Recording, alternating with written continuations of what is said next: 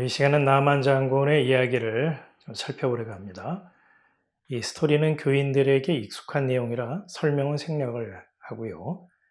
곧바로 나만 장군 이야기 속에 담겨져 있는 그 영적 교훈이 무엇인지 나누도록 하겠습니다. 나만 장군 이야기는요, 어떤 렌즈를 끼고 보느냐에 따라서 그 이해와 해석은 아주 다양하죠. 천차만별입니다. 이 시간에 다 다룰 수는 없고요. 주목해서 보고 싶은 부분은 나만이 문둥병자였다가 나음을 입었다는 점입니다. 이 나병, 한센병이라고 부르는 이 문둥병이 무서운 이유는 말초신경을 침범해서 감각을 잃게 만들 수 있다는 거죠. 감각이 없는 부위는 상처가 나도 알아차리기 어려워서 2차 감염이나 손상으로 이어질 수 있죠.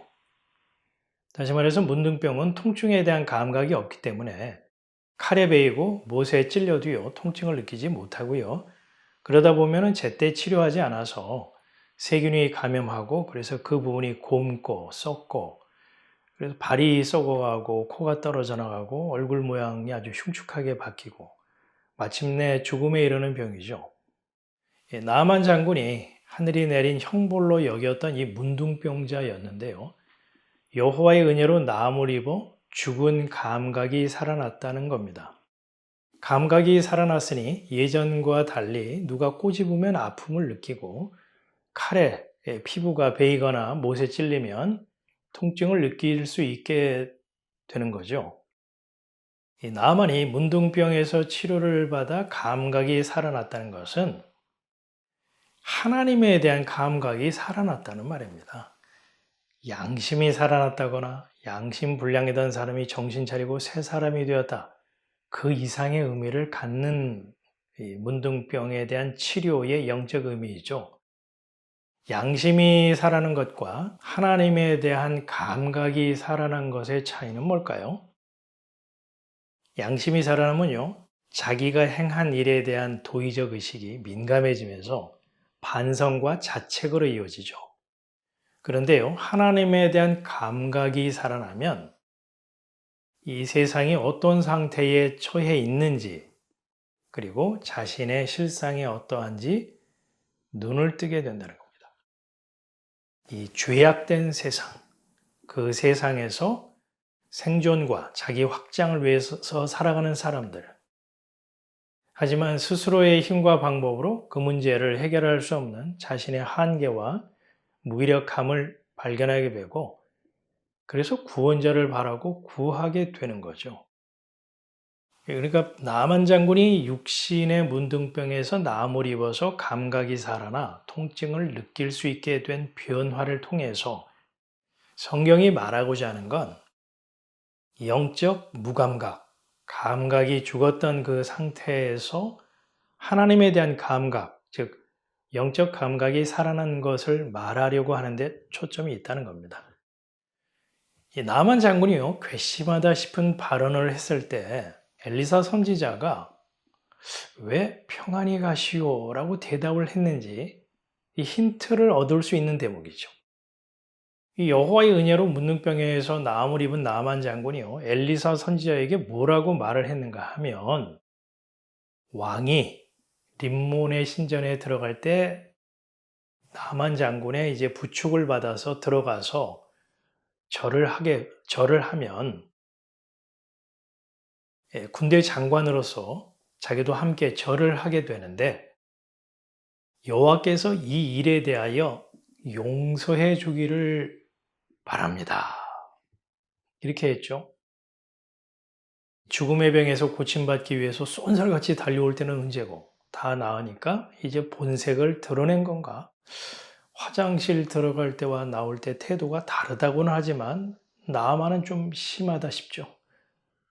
고침받은 것은 고마운 일이지만 먹고 살아야 하는 이 현실은 현실이란 말인가요? 생각할수록 나만의 말하는 그 본새는 괘씸하기 짝이 없습니다. 더더욱 이해하기 어려운 건 엘리사의 답변이죠. 좋습니다. 평안히 가세요. 이렇게 대답을 하니 말입니다. 이 엘리사의 답변, 평안히 가라라고 하는 것은 나만이 우상에게 그 림몬 신당 가서 절하는 것에 대해서 괜찮아요 해도 좋아요 이렇게 면죄부를 준 게 아니라고 봅니다. 또 현실과 신앙을 왔다 갔다 하는 그런 기회주의자처럼 살아도 좋다 이렇게 승낙의 뜻도 아니라고 생각합니다. 신앙과 현실 사이에서 적당히 타협하며 살아도 좋다는 그런 내용은 분명 아닐 겁니다. 엘리사는 영적 감각이 살아난 나만 장군이 현실과 이 신앙 사이에서 이제 진지하게 질문하고 고민하게 될 것을 알았기 때문에 평안히 가라 말한 것이 아닐까요? 감각이 죽었을 때 나아만은요, 왕을 따라서 림몬 신당에 들어가 절을 할 때면 왕을 보필한다고 하는 그 자부심, 자긍심으로 충만했을 것이고 림몬을 숭배하는 건 그에게 자연스러운 일상처럼 아무렇지도 않았을 겁니다.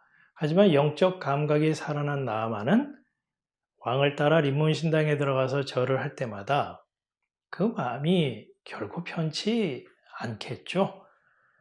은혜 입은 자로서 여호와 하나님에 대한 죄스러운 마음이 들면서 내가 이렇게 계속 살아도 되는 건가? 이처럼 그 감각이 살아난 나아만은 신앙과 현실 사이에서 고민하고 질문하게 된다는 거죠. 엘리사는 하나님에 대한 감각이 살아난 자의 모습이 어떠한지 잘 알고 있기에 평안히 가라 이렇게 말한 것이라고 봅니다. 현실에서 신앙을 지켜가는 문제, 즉 상황 속에서 신앙으로 대처하는 자세는 언제나 모든 신앙인에게 있어서요, 어려운 숙제에 속하는 난제죠. 복음을 접한 그리스도인들 가운데 하루하루 부딪히는 이 현실 속에서 괴로워하는 사람들이 있습니다. 그분들이 괴로워하는 건 제 마음대로 안 돼서 속을 끓이고 팔자 타령하는 것이 아니죠. 은혜를 입은 자이지만 매일 은혜와는 상반되는 이 세상의 원리와 방식에 따라 살아가게 되는 그 처지에 대한 탄식이랄까요. 은혜로 구원을 얻었지만 여전히 육신의 몸을 가지고 있고 이 삶의 현실은 세상에 발을 딛고 살아간다는 겁니다. 그러다 보니 영적 감각이 살아난 자는 은혜와 현실이라는 둘 사이에 끼어 있는 상태라고 볼 수가 있죠. 이 몸이 괴롭다기보다 이 마음이, 심령이 괴롭고 상하는 거죠. 이와 같은 갈등과 고민은요, 사도 바울도 했던 탄식이었습니다. 겉사람과 속사람의 충돌 말입니다. 내 속사람으로는 하나님의 법을 즐거워하되 내 지체 속에서 다른 한 법이 내 마음의 법과 싸워 내 지체 속에 있는 죄의 법 아래로 나를 사로잡아 오는 것을 보는도다. 이 같은 두 세력의 충돌은요, 영적 감각이 살아난 성도의 신앙 현실이죠. 그래서 다음과 같은 탄식이 나오는 건 어찌 보면 당연한 반응인지도 모릅니다.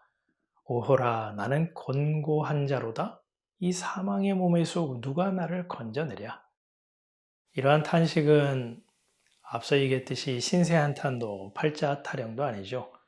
하나님에 대한 감각이 살아난 자의 자기 실상에 대한 직시요 질문이죠. 하나님에 대한 감각이 죽은 자들은요, 양심의 가치가 느낄 수 있어도요, 이 같은 영적 통증은 전혀 느끼지 못합니다.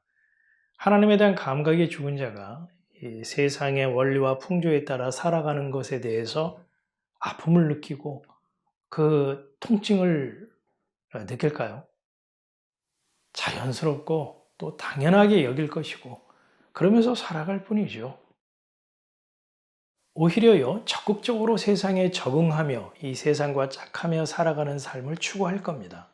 하지만 감각이 살아난 그리스도인의 신앙 현실은 겉사람과 속사람 사이에서 탄식하는 가운데 십자가의 은혜가 필요한 존재라는 걸 매일 매순간 확인하며 가는 광야 생활이라고 봅니다.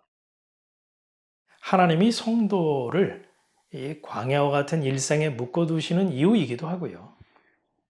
그러고 보면 자신의 실상에 대한 통증을 느끼고 질문하는 건 축복이죠. 은혜와 인과율, 복음과 세상 사이에서 탄식하는 분이 있습니까? 평안히 가라.